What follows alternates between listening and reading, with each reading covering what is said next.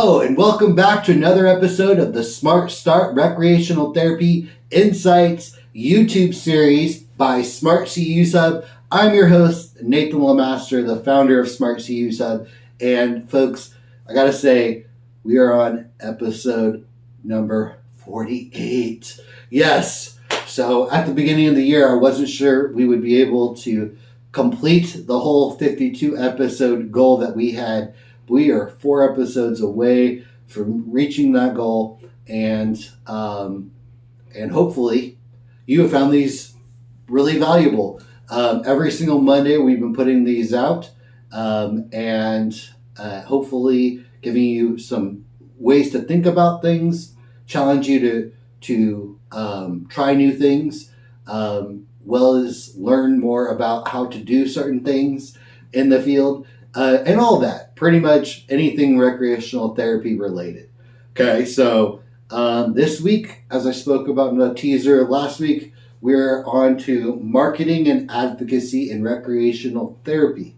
So what that means is whether you are trying to advocate for the field, right? That could be to government or to your employer or to something, right? Or you are marketing your program to clients, you're marketing your program, your business to potential clients. This will be the episode for you. So thank you. Without further ado, let's dive on in. All right, so why does marketing and advocacy matter in recreational therapy? Okay, so recreational therapy, unfortunately, remains unrecognized in many healthcare, educational, community settings, but we're also in many. And ATRA and the state chapters have done a great job of pushing us forward in these efforts. I mean, we have 6 licensed states, we have 3 certifying boards. We have NCTRC, which is the National Council for Therapeutic Recreation certification, right? And then we have 2 state, one in California and one in Texas. Okay, so with all this being said, right, there's a lot of awareness that needs to happen. I'm a firm believer in entrepreneurship being a key to us achieving this goal. Not only does starting a business give you freedom and all the other benefits of owning a business, but it also naturally, because you're going to market your business, markets the whole field of recreational therapy, right? And now people are paying you money, and you're able to pay for things that could actually get out there to a lot of recreational therapists or government officials or to clients or to whatever you're trying to reach or whoever you're trying to reach.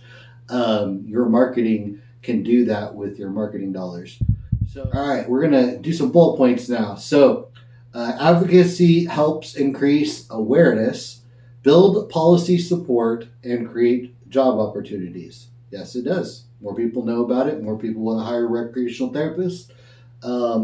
And let's say we get put back under that 3-hour rule again through Medicare. That'll be amazing for a recreational therapist working in the physical rehab sector, or any of the other sectors that we work in when those bills get passed in. Now places want to hire rec therapists because they can earn some money by hiring us, having our skills there. And marketing helps communicate your value to clients, stakeholders, or administrators, right? That's another thing. And it's both advocacy and marketing help the field grow and ensure sustainability. Okay, so when the systems change, etc., and recreational therapists have a positive light, and recreational therapy as a whole is seen to have the evidence and everything supporting it, and we are the qualified providers of recreational therapy, that will ensure that we last and we even grow. Okay, all right, if we don't tell our story, fortunately, someone else might, right? They might say, I have no idea what a recreational therapist does. They just play bingo or they do these things. right? Because maybe they saw a recreational therapist, a poor example of a recreational therapist, just doing that, or maybe they had no idea what the recreational therapist was doing. That could also be a another factor, right? When you don't see that they're working on certain goals with the client and you just see the game or the fun, you might, be a little misled there. Okay. But obviously, as a recreational therapist, that's what we're working on. We're working on goals for the client. Okay. So if you don't tell your story, someone else might. Okay. So the best thing you can do there is get ahead of it and write your own narrative. That could be getting your own YouTube channel, doing a series like this, right? Sharing it on social media, building a following on LinkedIn, whatever the case might be. You're talking about the field, building it up, talking about how awesome it is, and all that will help advocate for us tremendously. All right, marketing tips for recreational therapists. Okay, so whether you're promoting your program internally or externally to potential customers or clients, right? Try these tips, okay? Now, first one, use social media to your advantage, okay? Social media is great. It allows us to get a message out to a lot of people, okay? Besides all the negative impacts that social media has, that is one hugely positive impact it does have, is to get information out to the masses. Okay, so on social media, the way you might market your program or you might market your facility is to highlight client successes. So show what worked and what you've been doing there and how it's helped the clients. Maybe get a testimonial from the client so that they can, give some social proof to what you're doing, which is really helpful to marketing. Maybe you host an event and the event brings people to your facility or to your workplace, and this event, markets the facility. Okay, you could also, use it to demonstrate the impact of your program. Okay, so maybe it's how many people you've treated or helped in a certain period of time. Maybe some statistics that were taken of success rates, all that type of stuff is really important. You can put that on social media. Okay, you can create small short videos or visual graphics that can be shared. Okay, to showcase your services. It's another great tool. Collaborate with local newspapers or news stations on TV to just get the word out. That also could include podcasts. Maybe you want to reach out to a podcast. You want to be on a podcast. Write for a blog that's already online that's viewed by a whole bunch of people, right? And then backlink to something that you're doing. Maybe it's your business or your event that you're trying to bring them to. That's a great way to get the word out there, is those traditional marketing methods. Okay. All right. You can design brochures or one-pagers that explain recreational therapy in simple terms. It could be given out at events, put up on bulletin boards somewhere, wherever you're trying to do it. And you want to maintain a consistent message. Okay. So across all of your different platforms in what you're doing, you want to make sure the message speaks to your ideal client. So if your ideal client is somebody who uses a wheelchair, right? The copy, which is sales copy, is basically the words, the paragraph, the sentences are used, written in a certain way to persuade, to achieve some sort of emotion from the person, right? That's a marketing tactic.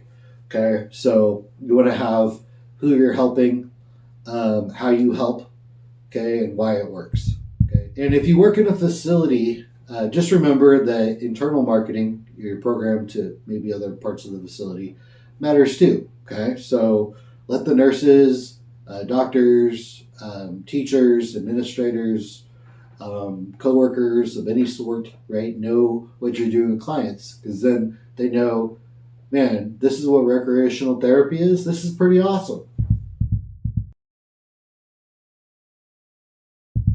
All right, let's talk about some advocacy opportunities that you have as a recreational therapist.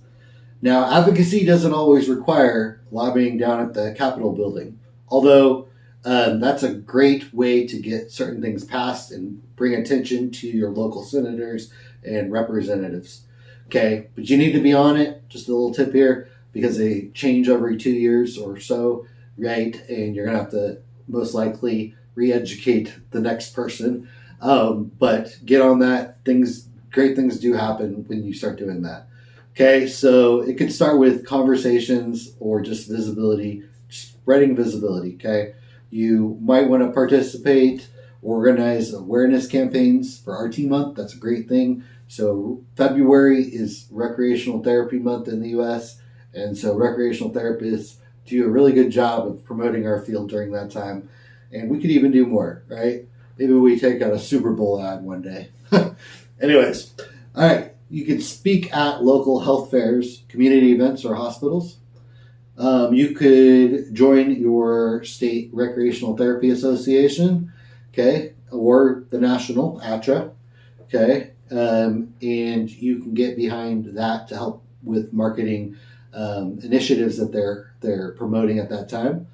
You could write a letter to your local representative, or school board, or senator, or whoever, somebody that has power, to let them know what you're thinking and about the field, and how we need more recreational therapists and we need more people using this service because it's so awesome. Anyways, just to keep going. All right, you can partner with other related fields like PT, OT, speech, or education, right? That could be another one, to show interdisciplinary value, okay? All right, your voice matters. Don't underestimate the power of a very passionate recreational therapist. All right, whether you're a solo practitioner or a part of a large team, your ability to market and advocate can literally transform the way that people see the field of recreational therapy. It's not about flashy sales tactics, right? But sometimes sales tactics do work to accomplish certain things. It's about communicating your purpose and your passion clearly and consistently. Okay, so takeaways from today. Marketing builds awareness. Advocacy builds influence. Use visuals, stories, and partnerships to help boost your reach. Okay? Every RT is an ambassador for the field. Okay, so don't think that it's just those guys that are at ATRA doing it. You yourself are an advocate for the field. And whether you like it or not, the way you present yourself, the way you do your job, can either market poorly for our field or market well. So do it well. Okay. All right. Join me next week for episode number 49, where we'll explore professional writing and publication. So if you are wanting to get things published in the recreational therapy journals that we have 3 really big ones. We'll be talking about that next week. So guys, thank you so much for showing up and coming and watching this video on a Monday. I hope you have a good rest of your week and your week started out strong. I hope you found value in this video. And if you did, please hit that like button. Just please, right? Hit that like button. Hit that subscribe button so you get videos like this in your inbox every single Monday, and that notification bell so you get notified as they come out. Well, guys, it's been a pleasure doing these for you each and every week, and I look forward to finishing up to episode 52 pretty soon, guys. I hope you have a good rest of your week, and as always, recreational therapists, stay classy.